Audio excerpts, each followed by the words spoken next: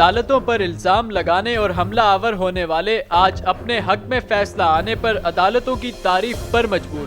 بدقسمتی سے پاکستانی سیاسی جماعتوں کا یہ پرانا وتیرہ رہا ہے کہ جب تک عدالت سے فیصلے حق میں آئے تو قصیدے، مخالفت میں آئے تو الزام تراشیاں اور سازش کی بو جیسے الزامات دھر دیے جاتے ہیں۔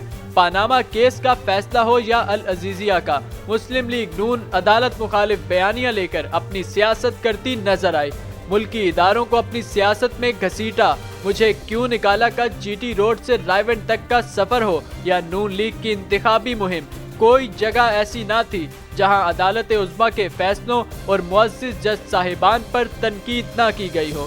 نواز شریف جو کہ بھرے مجمع میں کہتے تھے کہ عوام کو عدالت کا فیصلہ قبول نہیں۔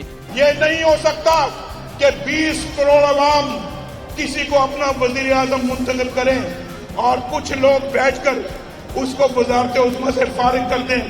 کیا یہ آپ کو منظور ہے؟ بولو، آپ کو منظور ہے؟ آج اسی عدالت کے فیصلے پر اپنے علاج کے لیے بیرون ملک روانہ ہو رہے ہیں۔ لگتا ہے خواجہ آصف نے یہ جملہ آج کے دن کے لیے ہی کہا تھا۔ تو خدا کا خوف کرو، کوئی اخلاقیات بھی ہوتی ہے۔ کیا یہ آپ کو منظور ہے؟ کوئی ایتھکس بھی ہوتی ہے۔ بولو، آپ کو منظور ہے؟ کوئی حیا بھی ہوتی ہے، کوئی شرم بھی ہوتی ہے۔